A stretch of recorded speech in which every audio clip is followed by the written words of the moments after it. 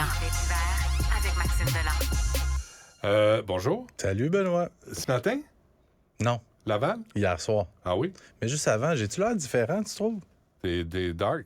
Non. T'es noir. Ben oui, c'est pour T'es ça. tout en Je noir. suis officiellement accrédité pour la COP 15. C'est vrai? Ben oui. Quelles questions qu'ils t'ont posées pour Ben t'accréditer? rien, il faut... Ils prennent ta température? Non, montrer que tu es doublement vacciné, permis de conduire, tout ça. Il faut que tu fasses une Pas de demande. prise de sang, pas rien? Non, mais Ok. j'ai pas l'intention d'aller. Moi, je vais juste y aller si ça brasse. Ben, prépare-toi. Demain. Ça va brasser. Demain, je vais t'en parler. Clôture de 10 pieds, là. Ouais, mais ouais, c'est ça. Ils vont essayer des escaladés. Ça va être chic.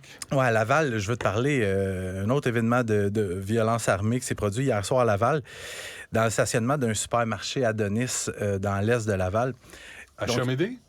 Non, c'est Laval-Est ou juste Laval-Est, un ça, petit c'est peu au ouest. nord de Duvernay. OK.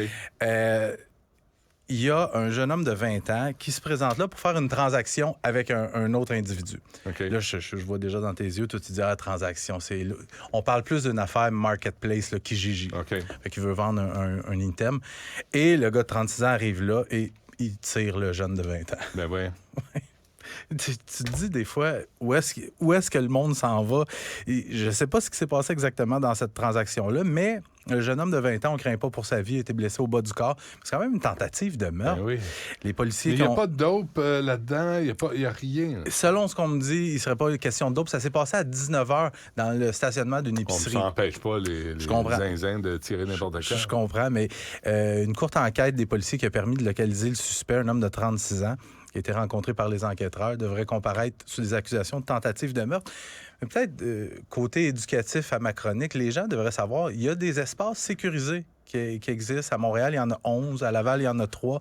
Il y a d'autres villes aussi. C'est des espaces qui sont mis à la disposition des gens qui font des transactions en ligne. Ah, qui je se savais vendent. pas. Ouais, à Montréal, il y en a 11 répartis un petit peu partout sur l'île. Ça devrait se savoir. Hein? Ouais, mais il y a des articles qui ont été écrits. C'est vrai? Si tu lis pas Je les le lis pas. C'est ça. Moi, si ça saigne pas, je le lis Mais pas. parce que l'année passée, au printemps passé à Montréal, on avait eu une vague de ça. C'était des malfaiteurs, des gens mal intentionnés.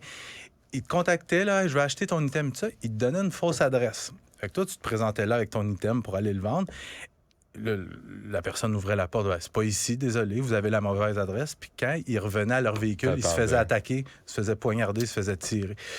Fait que, mais sachez qu'il y a des espaces, des zones sécurisées qui sont filmées, caméras de surveillance 24 heures sur 24, 7 jours sur 7. Ouais. C'est bon à savoir. Bon, à Boucherville, il y a un décès. Ouais, triste fin pour un homme de 95 ans. Hier, en fin d'après-midi, un incendie qui a éclaté au sous-sol d'une résidence de Boucherville, sur la rue Charleroi. Les pompiers qui sont dépêchés sur les lieux, une trentaine de pompiers à l'intérieur. Dans le garage, on trouve le corps inanimé d'un homme de 95 ans, transporté à l'hôpital. Décès constaté. Dommage d'à peu près 150 000 à la résidence, mais c'est une malheureuse histoire. La cause...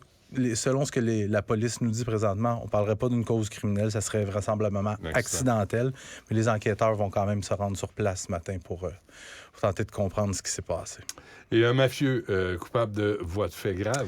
C'est pas glorieux. Hein. Tu sais, les mafieux, des fois, on regarde les films de mafia. Code d'honneur. Ouais.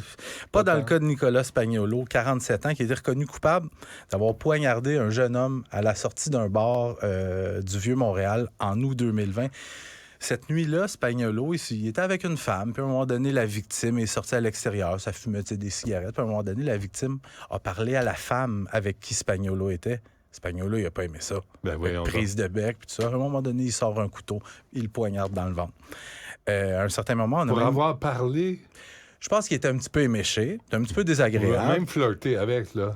Ça mérite pas de se faire poignarder. Tu sais, je veux dire, le gars a trop bu, OK, tourne les talons, on va un peu plus loin. Non, lui, il sort un couteau, il le poignarde. À un certain moment, on a même craint pour la vie de la victime, mais il s'est remis de ses blessures, mais Spagnuolo, c'était son procès, puis le juge l'a déclaré coupable. La preuve de la couronne reposait essentiellement sur le témoignage de la victime et sur les caméras de surveillance. Puis la défense a pris le pari de ne pas faire témoigner Nicolas Spagnuolo. Il n'a pas témoigné. Puis finalement, il a été déclaré coupable. Il devrait connaître sa sentence au cours des prochaines semaines. Une autre histoire de mafieux qui finit en queue de poisson. Et arrêter de fumer? Oui. C'est la solution à tous les problèmes. Tu te ramasses pas avec des crapules qui veulent te poignarder. La cigarette, c'est mal. Je suis là pour aider. J'ai arrêté. T'as-tu déjà fumé, Benoît? Ben, je fumais le cigare beaucoup, oui. T'as-tu arrêté? J'ai arrêté. Ça fait 6 ans. Non, à chaque jour. À chaque jour. Tu y penses-tu encore? À la cigarette? Ben, je vapote un peu. Ah, tu vapotes, OK. Ça va passer, c'est dégueulasse, vapoter. Ouais, je sais. As-tu déjà levé ton truc pour vapoter? C'est Il y a du jus qui te coule dans la bouche. Ah, c'est là où moi j'ai arrêté. Je disais, ah non, j'avais une pipe, j'avais une cigarette, des petites cigarettes.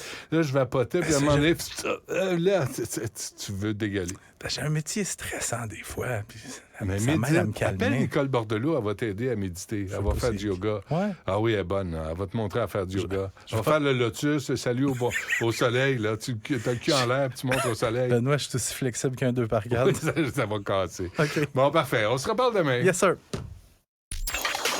Ne ratez plus rien. Cette émission est aussi